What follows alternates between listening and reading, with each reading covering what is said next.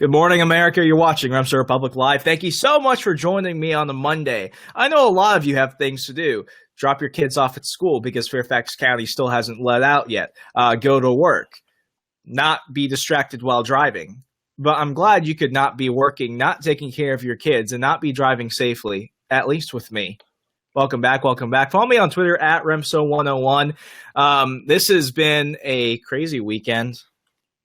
I mean, forget about the fact that no one's talking about the fact that Trump may have just prevented World War III because, that won't happen. Just because he caused a de-escalation of force between Russia and the United States and Syria doesn't mean we need to give him credit for potentially saving millions of lives. Speaking of that, I got into my first Twitter fight the other day, and I brought up the fact that, Trump may have just prevented World War III and saved millions of lives, and none of the major outlets are covering it. So I have this Never Trump guy, and I feel bad because I was a Never Trump guy. Now I feel like I'm on the out with them. So I'm basically on the out with everybody. But, when he does good, cheer him. When he does something bad, call him out. So I give President Trump a compliment. I'm like, he did this and no one's talking about it. Next time he's like, oh, anyone would have done that. You're just part of a cult. And I'm like, okay, this is getting ridiculous. And then, I'm like, it's not good enough to be anti-Trump. You've got to be pro-liberty. I've been saying that all week because it seems like a lot of people just can't get that. So this gentleman's like, name one good thing he did. And I'm like, do you like Judge Neil Gorsuch? And he's like, well, anyone would have done that. Any of the Republicans would have done that. I'm like, really? Because even I didn't think he could do that. So when he did do that, I was absolutely amazed. I went to the Gorsuch hearing, for crying out loud. I bought a MAGA hat a week later as a way of saying thank you. And he's like, well, any conservative would have done it. And I'm like, oh, so you just called Trump a conservative? And he's like, no, I didn't. I'm like, you just blatantly did that right there. So no one's talking about that. Not my Twitter fight, because no one's going to talk about my Twitter fight. But no one's going to talk about how Trump did well.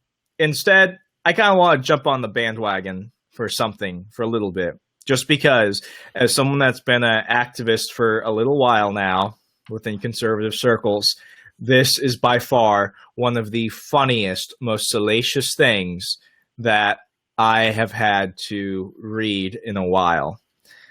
It's about, let's just go ahead and bring in our Monday morning co-host, ladies and gentlemen. You know him from the one and only Tim Preuss podcast. Tim Preuss, what's going on, Tim? Hey, how's everybody doing? I'm doing really well. I love Mondays. Mondays are fun again.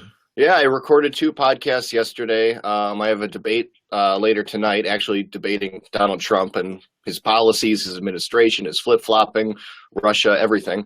So I'll be taking more of the anti-Trump stance, and then someone else will be taking the pro-Trump stance. But Mondays are good. I'm happy to be here. And when I learned about this story, it just it's like Bill O'Reilly all over again for me. Oh no! This is entering like the crazy zone. This is entering the danger zone. And for those of you that may have picked up on it, Scottie Hughes was banging Charles Payne, but not just Payne. She was going all the way on that crazy train, banging everyone that's ever said, I'm part of the Tea Party. That's right, people. Scottie Hughes is now Scottie Doomed.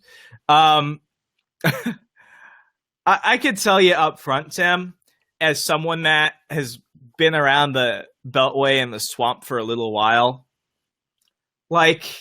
this stuff happens. This stuff just happens, okay? Yeah. You're in the most powerful city in the world, and even though they call it Hollywood for ugly people, that really just kind of goes for the politicians. You do have a lot of attractive, influential people, or people that think they're attractive and think they're influential, that act or look that way after putting a lot of makeup on, and they go out and they're trying to make a name for themselves. And people on the left do it, people on the right do it. If you're in that area, it goes for any major area, it goes for any major field. You have stuff like this happening. People will sleep around to get ahead. But let me see. Ryan, pull up Halsey's comment real fast. Yes, right-wing women, bar none, no argument, are 20 times hotter than women on the left. I know because I have a right-wing woman. But back to what I was saying, like, Tim, I don't want to be surprised of this, but the fact that it's, it's going against the whole right-wing stereotype. I was reading a Daily Wire article, and basically Scottie Hughes, one of her aides, essentially called her a female predator. But the biggest thing that really peeved her was that while she's watching her sleep with all these, conservative radio hosts, all these conservative leaders, all these Tea Party leaders, she's still portraying the whole, oh, I'm the perfect Christian. Oh, I'm the perfect housewife. Look at my kids. Look at my husband. Look at everything. I'm blonde and I'm going on and talking about Trump. And if you don't step by this, oh, I was about to curse. I want to get Zuckerberg. But anyway, Tim, how was your reaction to all this? For me, I guess I felt like it was just like, all right, another one bites the dust, like they're just picking off every Fox News host that they can, with all these different sexual allegation charges. I mean, you had, obviously, Roger Ailes. It's kind of like, okay, holy cow, that's the top of the food chain over there at Fox News. He's gone. His right-hand man, I forgot his name already, but he's gone. Bill O'Reilly's gone. They tried to start some stuff with Sean Hannity. It didn't go too well. And now they're just like, all right, well, let's hit some more low-hanging fruit, and it's Charles Payne. And the thing about it is you have a bunch of people. Charles Payne is now suspended from Fox News. I'm not exactly sure why, because Scottie is saying that she had been coerced into a 3-year affair. She's married, he's married, and she was somehow coerced into a 3-year affair. And yeah, let's go ahead and read. Let's go ahead and read a little bit of the article for those just playing catch up. Okay, I'm reading this. I'll go ahead and have producer Ryan post this in the comments below. It's from the Daily Wire. On Thursday night, the Los Angeles Times reported on sexual harassment allegations launched by pro-Trump pundit Scottie Hughes. Oh, she wasn't just pro-Trump. She would have sacrificed a child for that campaign. She put those allegations against Fox Business host Charles Payne, in which Hughes claims the host coerced her into a 3-year sexual affair under threat of reprisals starting in 2013. So Tim just brought that up. She was coerced. Let's dig a little bit deeper into that. But just 2 days later, Hughes' accusations already started falling apart. Damning leaked sexually explicit emails from Hughes to Payne cast doubt on the pundit's claim that she was coerced into the relationship. Now I'm going to go down and go ahead and just start reading some of the emails. If you have kids around, you know what? Have them listen to this. Have them watch this, because this is why you shouldn't just email or text or snap, twit, whatever, everything. They need to learn eventually, and I'd rather them learn it from us than from somebody else. So please, have your kids watch this. In an email obtained by Red Alert Politics dated September 3rd, 2013, somebody's been hanging on to these emails for a while. Hughes explicitly describes a recurring sex dream concerning her and Payne in a swimming pool. Okay, before I read this, should I do a Scottie Hughes impersonation? Yes, of course. Is that even a question? Do you know what I keep dreaming about? You and I in the pool, my legs wrapped around your waist, expletive, and you have me pressed up against the wall of the pool. She wrote, skin glistening. I love smelling that. of coconut. Okay, I'm not going to read this part because I don't want to completely damage the kids. But then she's like, your fingers grasping each of my cheeks. You're going to need every ounce of energy if we are ever given the chance and lots of time and no commitments. Thoughts, Tim? I don't really have a problem with it, because I know that whether it's sexual emails or texts or Facebook messages or whatever, that stuff happens a lot in today's culture. Where, especially if two people can't necessarily be together like they want to be together, they'll go through their thoughts. One person will write, the other person will read, or maybe they'll go back and forth, and they'll both get off on it. That's a lot more common than I think many people realize. But the problem for me is that they're both married. Not only is Charles Payne married, but through some of this time, his wife was having like heart surgery. Like, dude, your wife is in the hospital and you're having an affair. Like, that is just like a piece of shit move. As a man, like, that's what I one of the things that bothers me most about Donald Trump is people say that he's like, oh, finally we have a real man in the office. And it's like, no, men know how to treat women. And a real man is loyal to his wife. And a real man doesn't flirt with other women if he's married. And it's much less have an affair, have these odd sexed emails going back and forth while his wife is in the hospital for heart surgery. Like, his wife might die tomorrow, but he's too busy, like playing shacking footsie. up with Scottie. Yeah, playing footsie with her, underneath the news desk. It's just, that's one of the things that disgusts me most. Not that, two people who are professionals, both adults, both consenting, are having an affair or just having some sort of sexual relationship, but that they're both married and that one of them, the man in the situation, his wife is sick and in the hospital.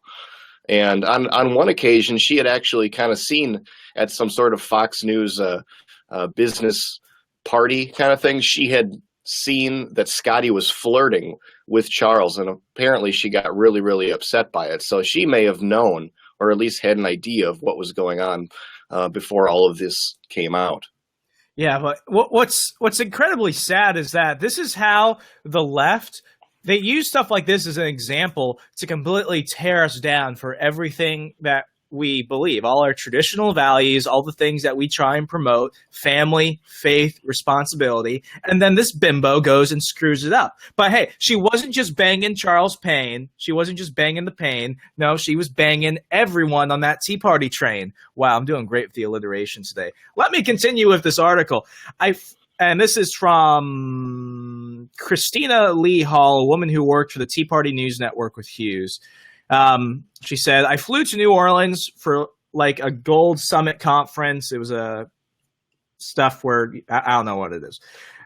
Basically, a prominent Tea Party leader was speaking at, and I was one of his assistants.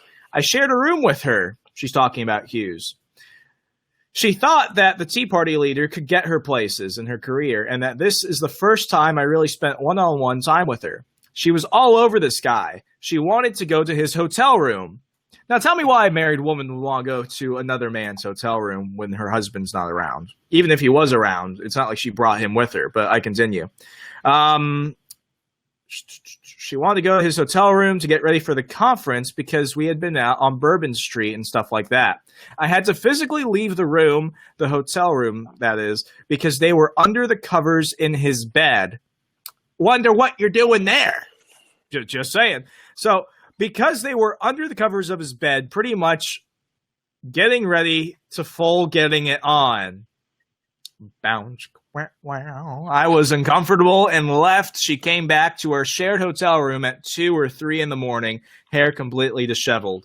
Tim, I would be pretty ticked off if my girlfriend went and, not only went to a conference alone, not that I have a problem with her and other women doing stuff alone, but she went to another man's hotel room. And I only know of a couple things that go on under the covers. Thoughts? Well, she could have been making a fort. You ever think of that? She was making a fort with Charles Payne, which is perfect. This time wasn't perfectly Charles normal. Payne. It was somebody else. So she's playing. It was a Tea Party. She's playing footsie with Charles Payne while dreaming of getting on in a pool, but she's building a pillow fort with this Tea Party guy. Yeah, no, honestly, I actually had it doesn't surprise me in the least. I had a conversation with someone last week who has appeared on Fox News and years back had gone to a Fox News party. I don't know if it was a New Year's Eve party or whatever, but he noticed that a regular person who was on Red Eye had this outstanding, like, hot blonde as his girlfriend. And he was thinking, what the heck's going on? He talked to the girl and she just said, Well, you have to start somewhere in this business. She is now far more popular and prominent and is on that channel regularly. I won't say his name, I won't say her name, but that's the way a lot of these women think. So it's like, yeah, the guy is a sleazeball. A lot of these guys are, just for taking advantage whenever they can and being like, well, she thinks she can suck my dick and then she's going to get a promotion. Well, I'm not going to stop her. Like, that guy's a jerk for doing that. But it's also the women who are just looking for every little opportunity in order to advance their careers. And that's what a lot more often than people think. I've seen it. That totally happened. Oh shoot! I've completely forgot what I was about to say. That's why I had to jump in real fast. But wow. I mean, yeah, she's described in this article as a female predator constantly. But I'm gonna go ahead and read one more part, and then I'll kind of finish this off. The article, that is. That was in October 2012. Then from there, we went to Vegas because we were watching the Election Night War Room live video. So when we got to Vegas, the Tea Party leader had a girlfriend. So at this point, this guy has a girlfriend. And he was leading them both on. So, Tim, you were absolutely right. Men do this. Women do this. Then the nationally syndicated radio host got there, and him and Hughes disappeared. Well, I had access to her room because I was trying to help the whole war room going for the election night. I walked in on her and the nationally syndicated radio host. They jumped off the bed. His pants were undone. Half her clothes were off. His hair was disheveled. And the rest is history. So, Tim. I love it. They were playing strip poker. Alone? That's just the two of them? That's got to be an interesting poker game when you're playing strip poker and it's just two people.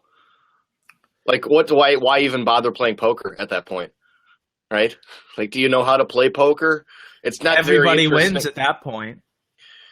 Because there's only two people there. Of course everybody wins. And why, it is too bad because in the eyes of a lot of the public, these people represent conservative values, like family and marriage and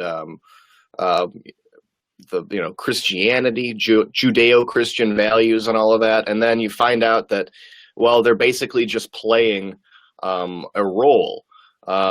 Fox News might as well be, and this goes for CNN and MSNBC and the rest of them too, because this isn't unique to Fox News. Like, Fox News guys are the only ones who are having affairs. It happens all throughout media.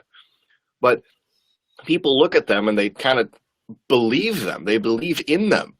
And you watch Fox News. Just imagine, like, the average Fox News viewer is about 60 years old. And they're thinking that, oh my gosh, I see my kids with their iPhones and all of this. And they turn on Fox News and they say, there is hope. There is hope that there is some goodness in America. There are family values in America. And then they find out that basically all these people have been lying to them. They don't actually believe the things that they say on news, because if they did, they would behave differently. Like, your actions speak louder than words. And that's the saddest thing about it, is that I think a lot of people have put their faith in these actors. They aren't news hosts. They're not, the pundits. They're actors. They've put their faith in these actors, and now these actors have shown what they really are all along. I'm sure it breaks a lot of people's hearts, and a lot of people lose faith in America and lose faith in any goodness actually coming out of any of this. It's just sad. Like, we can make fun of Scottie Hughes, or we can make fun of Charles Payne, or all of this stuff, but it's just like, these are the role models that a lot of America has. Like, they believe that these people are good people. Like, I could say up front, we get everything blown apart. Yeah, I could say up front, I feel absolutely terrible for Payne's family and for Hughes's family. Her husband, her children, his wife, his children. I can only imagine just, a small sample of the shame and embarrassment and disappointment and betrayal they feel right now. And I mean, my heart's going out to those families. Especially because, if you're the wife of Charles Payne or the husband of Scottie Hughes, then you're kind of proud of him. You're like, my spouse is on TV. Like, my spouse is known by people. I'm really proud. And then you find out that, your spouse is famous and they're also an adulterer. Like, it's just got to be so gut-wrenching for them. And that's the really crappy thing about it, is that people have been betrayed in this. And that doesn't mean I'm not going to make fun of it. But, no, because then what would we have to talk about? Right, but it's just sad, and it's like, men need to act like men, but women also need to act like women. Like, a good woman isn't, going to cheat on her husband just to get a promotion or just to get herself ahead. That's not a good woman. That's a really nasty woman. We talk about nasty women, all of this kind of, with the Madonna and the Women's March and all of that. But Scottie Hughes is a nasty woman. That's a nasty person. I feel like personally offended because I remember when she got off social media a year ago because of all the people that were going after her and her pro-Trump views. And I wrote an open letter for this one website that I used to write for. You can't find it anymore because they deleted all my stuff when I left because it turned into a alt-right clickbait site that ultimately didn't want anyone that wasn't like going full Kekistani. Shout out to the Kekistaners out there. I think we're pals now or something. But I basically said, you know what? If you support Trump, if you believe it is the right thing, there's no reason to attack you. There's no reason to go after your character. There's no reason to be mean. I mean, if this is what you believe is true, do it. Ultimately, we're going to be on the same side at the end of this. And I hope you do everything in your power to go ahead and push what you believe is right if you honestly believe that's the right thing to do. Now I feel like a moron because she was just sleeping around to get gigs on Payne's show. So instantly it's like, take back the entire apology, you're a hoe. That's got to come back to bite me one day. But seriously, faux show, that is what happened. She exposed that. These people exposed that. Anyone else can say it. That is the blatant truth. She slept around to get something out of it for personal gain, not for anyone else, personal gain. She wants the attention. She wants the influence. She wants the notoriety. She wants the credibility. And now it's gone because she had no integrity. And that's right. Whoever was controlling the Halsey News page, faux shiz. Yeah, well, whoever was controlling the Halsey News page also, I think, said something along the lines of Tim doesn't believe in faith and family because he's an anarchist. And actually, that's the reason why I do believe. Probably stronger than anyone who thinks that a government should exist. That's why I love faith and family, because I understand that human beings have to have some sort of structure in their lives. And I don't want it to be government. And that's why I want it to be faith. I want people to have faith in God, and I want them to have that play out through their family lives and let our families hold us accountable, not let God hold us, or not let government hold us accountable. So anarchists are actually, oddly, far more in favor of a strong family and a strong religious community than statists are. Exactly. Tim, we've got to wrap up the show. People want to check out your show for the rest of the week and all that jazz. Where can they go? Go to PreussPodcast.com, PREUSS podcast.com. Also, tonight at 10 p.m. Eastern Time, I will be going one-on-one with Justin, I believe his name is Farrell. I apologize. That's just I don't know. But we'll be debating Donald Trump. I'll be taking more of the anti-Trump stance. He'll be taking more of the pro-Trump stance. And I'm sure we'll overlap in some places. But I'm confident that I'll win, but I'm also confident that it'll be fun and entertaining. So tune in for that. Awesome stuff, man. Looking forward to it. Tim, as always, I'll see you next Monday, man. Sounds good. All right, folks, we're going to wrap things up. I want to go ahead and give a shout out to a special group called Walk the Walk. Is that up, Ryan? Okay. there's kind of a disconnect because Ryan's at the producer's desk, I'm at the studio desk, and I can't often see the bumpers that are beneath me. Yeah, I literally can't see the one that's up there right now. He could be calling me stupid. Let me peek over. Oh, no, he's got it up. Walk the Walk is an amazing organization. It's ran by a gentleman named Clint Rankin. He listens to the show. He jump-started this with Lions of Liberty when they had a gentleman named Gret Glyer on, and he founded an app called DonorSee. Now, I love DonorSee because what DonorSee does is it really puts real, verifiable, authentic charity on your phone.